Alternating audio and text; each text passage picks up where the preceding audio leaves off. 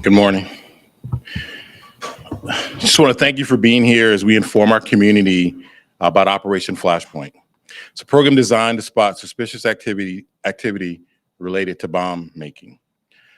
I'm happy to be joined today by Orlando Police Chief Orlando Rolone, FBI Assistant Special Agent in Charge Ian Kaufman, Dr. David Mussington, Executive Assistant Director at the Cybersecurity and Infrastructure Security Agency, CISA, and Chuck Lees, also from CISA. Operation Flashpoint highlights the threat posed by domestic violent extremists and others who can build explosive devices using common household items found in hardware stores and other retail outlets. Business owners and our residents and visitors are our eyes and ears in the community. By learning how to spot suspicious behavior or a stockpile of these kinds of chemicals, they can potentially help law enforcement stop an attack before it happens. Operation Flashpoint gives us all the knowledge we need to recognize the suspicious behaviors around bomb making, which could prevent a future attack. I would ask everyone watching today to pay attention to the signs. If you see someone in your neighborhood stockpiling things like acetone or pool chemicals when they don't have a pool, these could be red flags. In Orange County, we know how important it is that we look out for each other and report any suspicious activity. What we learn here today could help thwart an attack in the future. Thank you all for being here to educate our community. And now I would like to turn it over to Orlando Police Chief Orlando Rolone. Thank you. Thank you, Under Sheriff Canty. At the City of Orlando Police Department, our number one priority is the safety of our residents, visitors, and businesses. And it is through partnerships like this one that helps us do just that. Not only are we closely working with federal, state, and local agencies to help prevent threats of this magnitude, but we're also educating and empowering our community members to act when they witness suspicious activity. We all play a role in keeping our community safe, and remember to stay vigilant and say something when you see something suspicious, like it was mentioned by Under Sheriff Canty. With that said, I think you're going to want to hear more from ASAC Kaufman, who has more details than all of us here put together. Thank you, Chief Rolone, and thank you to the Orange County Sheriff's Office for hosting this event today. My name is Ian Kaufman. I'm the Assistant Special Agent in charge of the FBI Tampa Division. I oversee all of our counterterrorism investigations, and I manage our weapons of mass destruction and crisis management programs. I also oversee all the investigations out of our Orlando resident agency and our Brevard resident agency. Often, law enforcement engages with the public and local businesses, the private sector, in response to criminal activity or in the aftermath of a tragic event. The objective of Operation Flashpoint is to provide those local businesses with an opportunity to actively participate in the identification and the disruption of those with intent on harming or damaging our local communities. The goal of Operation Flashpoint is through these relationships to prevent these criminal acts and tragic events from occurring rather than law enforcement engaging with local business after the fact. So one of the most significant challenges that law enforcement faces is identifying criminals before a criminal act occurs, collecting the evidence of the crime that hasn't yet been committed, and successfully prosecuting those individuals. So how are we going to do it? We are going to, the FBI, along with our partners here today, establish meaningful relationships with local businesses, educate those businesses on behavior and activity that's indicative of individuals who are potentially manufacturing explosive devices, and ensure that we have open lines of communication so they can efficiently reach out to law enforcement and provide that information so that in the event that swift action does need to be taken, we can take that action to prevent criminal activity from occurring. So I'm confident that through Operation Flashpoint, we will be successful in enhancing the security and the safety of our communities. Thank you. With that, I will turn it over to David Mussington, the Executive Assistant Director, CISA.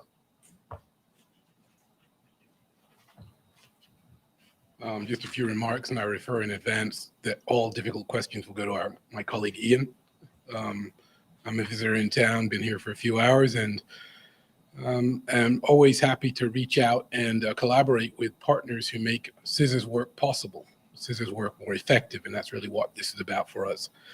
When I first introduced myself, I'm the Executive Assistant Director for Infrastructure Security at CISA. The Office for Bombing Prevention, which is the real heart and soul of this effort, works for me. We're about reducing risk, mitigating and moderating risk as it appears, left of boom prior to events. In order to do that, we need to leverage the capabilities of partners, our partners in law enforcement, our partners in state and local government, and our partners in the public, who are our eyes and ears in terms of detecting threats early, enabling response, and hopefully saving human lives. That's really our focus. So one of the major focuses we have is securing soft targets in crowded places. Think about where people go, shopping malls, schools, public spaces where people live their lives and exchange as part of their lives in economic and other activity. That's where we want to protect them from the impact of IEDs and the impacts of bombs. Now, how do we go about doing that? We go about doing that by increasing the transparency of risk conditions, what we know about risks in the public environment. For us, soft targets in crowded places are critical infrastructure, and that's our major focus. Now, bomb threats are a serious threat to local communities across the United States, and just last year, our Office of Bombing Prevention and the U.S. Bomb Data Center counted a total of 1,876 bomb threats, 4,935 suspicious or unattended packages, and 381 bomb-related incidents reported across the United States. Major bombings can cause mass casualty events and cost hundreds of millions of dollars to remediate. That's our focus. It's critical for retailers and the public to recognize and report suspicious activity in order to save economic damage and save human lives. Recent bombing events and plots in the US remind us that the threat is very real. Just a quick list. In July alone, 16 schools throughout Florida have received bomb threats, with the majority of them in the last couple of weeks. Between the months of January and February of this year, more than 30 of the 105 historically Black colleges and universities received bomb threats, a total of 75 bomb threats, all of which needed to be investigated, all of which needed to be safed, all of which caused anxiety to students and the communities in which those institutions reside. And obviously on Christmas Day 2020, the Nashville bombing injured 3 people, killed a perpetrator, and caused a host of critical infrastructure impacts, many of which weren't anticipated, all of which were generated by an IED, all of which appear to be generated by the activities of a few or a single individual. The use of bombs by domestic violent extremists, or DVE actors, poses a particular concern. DVEs are the greatest threat to conduct lethal violence in the homeland, as Secretary Mayorkas, Secretary of Homeland Security, recently remarked. These plots have frequently targeted law enforcement, government facilities, and critical infrastructure locations. Terrorists, criminals, and actors can purchase common household chemicals and components at beauty supply stores. That's a focus of Flashpoint. Hardware stores, pool supply stores, sporting goods stores, and at 250,000 point of sale institutions in this country sell or distribute materials that can be repurposed illegitimately to make bombs. So that's the focus of Flashpoint, Operation Flashpoint, doing something about that. So we're enthusiastic at CISA to work with partners such as the FBI, again, Ian to handle the difficult questions, to build awareness in communities and keep the public safe. So Operation Flashpoint's a milestone in implementing US policy to thwart IED and bomb threats. It shows a strong unity in the federal government and the integrated capability that the government can provide when it enables communities to protect themselves. So building capacity in the private sector and among communities is the means to that end. So we're grateful to the FBI for the close collaboration of its Weapons of Mass Destruction Directorate and with our Bomb Making Materials and Awareness Program, BMAP. BMAP is the program within which Operation Flashpoint resides within CISA.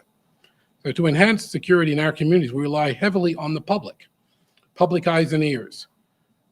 The nation's counter-IED eyes and ears, to use a phrase, is the first line of defense for us against IED threats and bombs. Retailers and Americans paying attention to their surroundings is the best way to get early warning of the repurposing of legitimate chemicals, beauty supplies, et cetera, for bomb-making purposes. And that, again, is the focus of Flashpoint. Just a word on some resources that CISA has made available in connection with this effort. The Bomb-Making Materials Awareness Program, or BMAP, has a website at cisa.gov/BMAP, where retailers and the public can get more information about what to look for in order to enhance awareness. We also released an annual report at the Tripwire site, that is CISA, or tripwire.dhs.gov, that provides statistics and trends and analysis of bomb threats and IED developments. All of this adds to the public corpus of data and information about bomb threat activity and allows all of us to be better informed on what the risks are that exist. Just lastly, I want to make a call for action to the public. Please be vigilant. Threats are not diminishing. What we need to do is enable the public to protect itself through better knowledge, better insight, and better information. That means if you recognize threats, see something, say something, and if in doubt, 1-800-CALL-FBI. Thanks very much. Happy to take questions later on.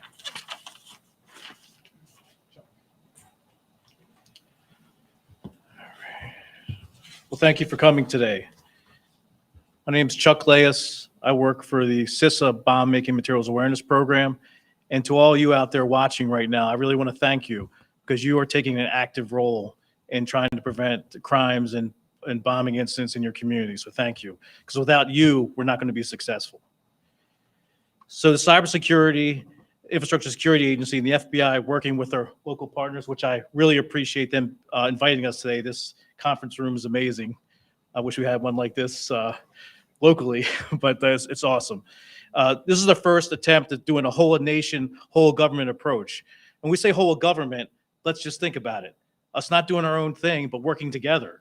Really, the FBI and CISA are working together with our state and local partners as one team, one fight.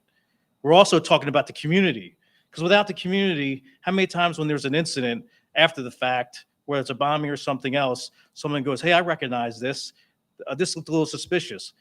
Well, think about that at the beginning and call the 1-800-CALL-FBI and report it anonymously if you need to. If you don't want to give your name, that's fine. And if the person isn't doing anything wrong, there's not going to be an issue. But if they are doing something nefarious, you may have just saved your family member or a friend of the family or a student or someone else. So it's really important to think about that. Now, as far as Dr. Mussington mentioned, 250,000 stores in this country sell chemicals that actually help us in our daily use. They're totally, you have them in your house. They help us every day. It makes our lives better. But nefarious actors can take those not as intended and make them into materials that could cause damage or a bomb. There's activities that happen that are honestly easily identifiable, in my opinion, on how combinations and amounts, if you're just paying attention and know your normal baseline in your community.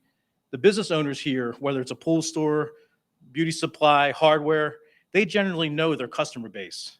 They know who their contractors are. They know who are the do-it-yourselfers, to come in and want to build their house themselves or take care of their pool. So if someone's coming into a pool store and they don't know what pool shock is, that may be an area of concern. Another area of concern is if they don't know the size of their pool. No one wants to spend extra money on products, especially nowadays, right? So, we want to get enough pool shock to make our pool healthy so we can go swimming. In other parts of the country, it may be an incident of out-of-season purchases, because some areas in this country, pools aren't all year round. So you need to think about those types of things. And you need to really, really work with law enforcement. This is a community effort. We're working together to try to make the community safe, but you have a vested interest in this. Now, some of our goals is early detection, as was stated earlier. We also are concerned, many of these products are bought legally, right? So you could be in the store, maybe the clerk doesn't see what you see. You can still report it. call the FBI, call your local law enforcement, and let them know. Another thing is in the community, and we have some really great videos on the BMAP site, CISA.gov/BMAP, where there's one about vigilant neighbor, vigilant manager, and vigilant employee. They're all about 3 minutes. I encourage you to watch them. The one is about in the neighborhood, like earlier was stated, someone's getting pool shock delivered to their house and they don't have a pool. Oh, that doesn't make much sense unless they have their own business, and you would know that probably because they're your neighbor. That's why it's important to know your neighbors. And a lot of times in our communities now, we don't really talk to our neighbors, but it's important to talk to your neighbors so you know if something's happening in your neighborhood. And then is to prevent diversion and theft of these products. Every once in a while, there is products that are stolen. And then building a vigilant network of eyes and ears around the country. And as stated before, buying these products is not illegal in itself.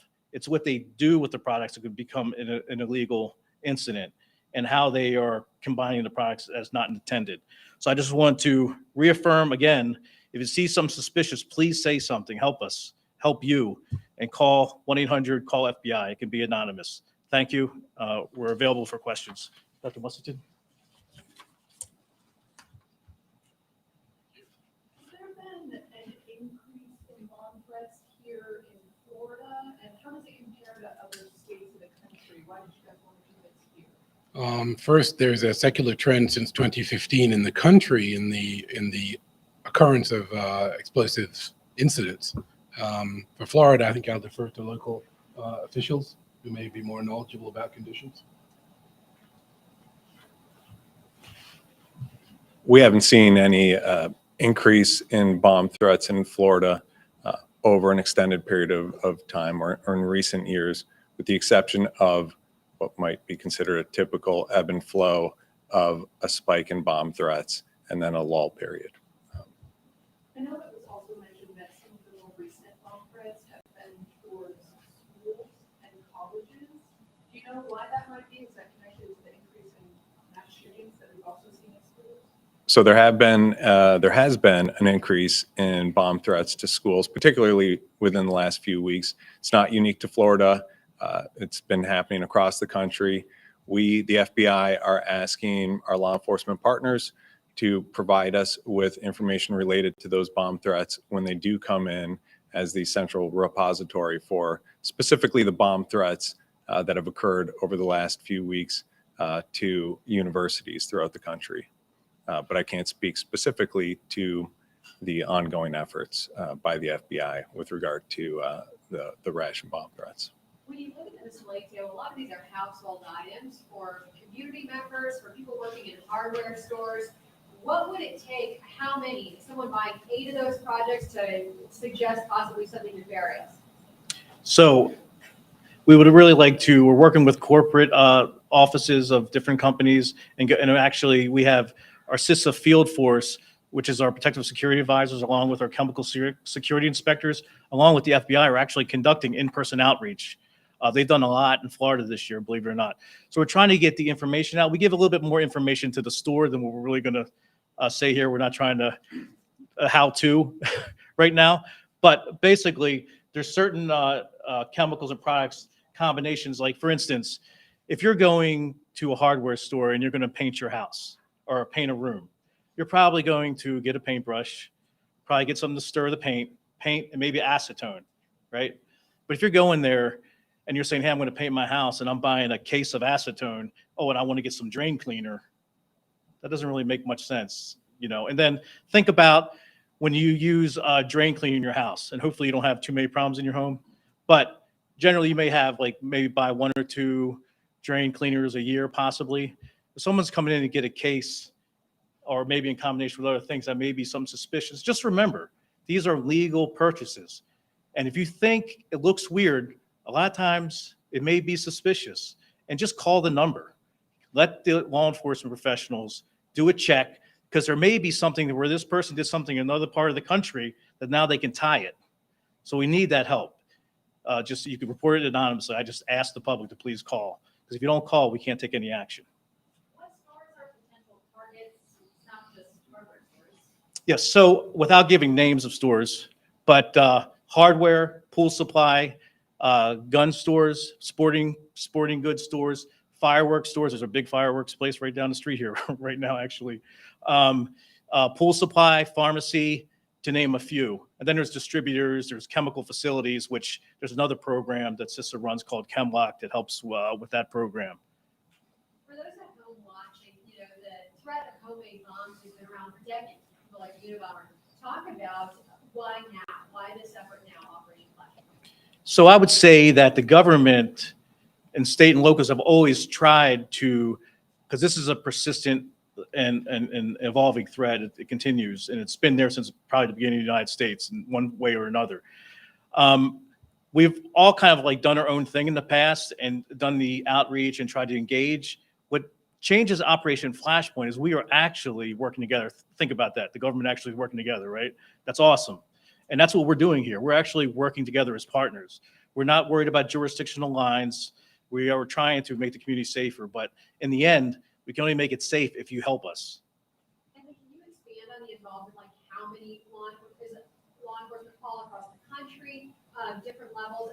Do you already have a list of people who participate, or are you still reaching out to law enforcement agencies? Well, so luckily, there's about 56 field offices, I believe, if I'm correct, in the United States for the FBI. So they have connectivity with a lot of the local law enforcement across the country. CISA is broken down into 10 regions, and we have a field force that's in all those regions. So we are connecting with the FBI and connecting with local law enforcement. So we're doing the best we can with limited resources like everybody, but it's really the people in the community. I encourage them to go and watch some of the videos I talked about, because you can spread the word. It's really about spreading the word. So you being here helps us. You see something suspicious in a store. What do? You go to the store and ask for the owner of the store, and what happens after that? Well, most important thing is to contact law enforcement. But I suggest to call 1-800-FBI, 1-800-CALL FBI, sorry, because they have a call center and they're trained to take these kind of calls and filter them, and then the FBI or local law enforcement can investigate it. If we could just get a quick comment from either OPD or the sheriff's office, just as to why you guys wanted to prioritize an operation like this here locally. I think the main goal for the sheriff's office here is to protect our community, and we're always safer when we can collaborate with our partners. I think we've had experience here with violence here and mass shootings, and our response to that was not one agency or two agencies. It was over 27 agencies that responded. So anytime we can partner with other law enforcement agencies, the community is much, much safer. So that's why it's important for us. Like I said, our main goal is to keep our community safe. And if I have to leverage other municipalities, our federal partners, anything I can do to keep the residents and visitors safe in Orange County, we will do. So that's why it's important to us. Is there any part of this operation that deals with people that call in bomb threats? It may not be a suspicious package, but someone calling and saying there's a bomb in this building. Because I know we've seen that sometimes, like in downtown Orlando and other areas, when someone calls in a threat. Typically, when people call in a threat to 911, a local agency responds, whether it's the sheriff's office or OPD or another municipality. And once we get that type of call, our patrol units start responding. They start immediately calling some of our investigators. We have investigators that are embedded with the FBI. So we'll immediately start to notify our partners to help us with the response. Do you have at least an example of where someone has come forward and stopped a potential contact? I don't know, Ian, if you got one. So I can't speak specifically to a particular event. I can say that this programs like this have rendered successful outcomes in the past. And going back to the question earlier of why now, like it was stated, this is not a new concept for the FBI. We have been doing this for a long time, but doing it as a whole of government approach is somewhat of a new concept. And I would take it a step further and say it's somewhat of a whole community approach. Our children, our families live, play soccer, go to school in these communities. So what we're doing by moving this initiative forward is really empowering the community to take that active role in helping law enforcement. Is there adequate? Sorry. I would like to ask Chief Ramon, if you could, about what Orlando Police is doing right now. If you could answer this kind of one. So, el propósito para lo que estamos haciendo aquí hoy es para educar a los ciudadanos la importancia de reconocer que a veces cuando ven algo que quizás aparentemente es algo normal, quizás no lo es, que puede ser algo sospechoso. Por ejemplo, la mercancía que ven aquí, que cualquier persona puede comprar, si ven algo fuera de lo normal, una persona recibiendo mercancía en gran cantidad, una persona comprando mercancía en gran cantidad, puede ser algo que la persona necesita, pero también puede ser algo lo cual identifica que deben reportar la persona que quizás es sospechosa en la opinión de lo que lo está viendo. So, para nosotros es muy importante que los ciudadanos reconozcan que esto es algo posible, que alguien puede utilizar estos químicos para hacer hacerle un daño a otra persona. ¿Y qué está haciendo la policía de Orlando para prevenir esto? Lo que estamos haciendo hoy, educando a nuestros ciudadanos la importancia de reconocer que esto puede suceder en cualquier comunidad, que alguien puede tomar los pasos para hacer algo lo cual puede crear daño y quizá causar muertes si no lo prevenimos. So, if I may, there was one more thing that I think is important. Obviously, we're referring to the bad actors who are trying to put things together by using some of these things, but there's also the component of those that are curious. And as you know, on the internet, you can find just about anything. So if you have a relative, a child, a teen, or something who's experimenting with stuff like this, trying to come up with something for the parents or for the family members, it's also important for them to recognize that if a family member is purchasing stuff like this, it may be a time to talk to that person and say, hey, what are you doing? Don't risk getting hurt or hurting us in the process. So it's an education opportunity for all of our citizens to recognize that there is the potential for someone to find these readily available chemicals, not only to harm people, but also to experiment and maybe harm themselves or others. Are there any additional training efforts that have to happen with this program, working between local law enforcement and FBI? So I would just ask you to visit our webpage, CISA.gov/BMAP. It has a lot of different resources. Also, when you talk about the bomb threats, which is a really big concern, CISA.gov/what-to-do bomb threats. There's a video, pretty much a tutorial of what to do, and I really encourage you to watch it. But we have many products, and we also have some of these products in Spanish because we do that for different communities, and so they're available that way as well. I think the videos generally that we have will help you have understanding and awareness. And if you want to learn more, we will definitely be available to contact our phone number. And also, we have some fact sheets back there that you can use if you want to pass it out and let the public know. Pretty good? Thank you. And you guys can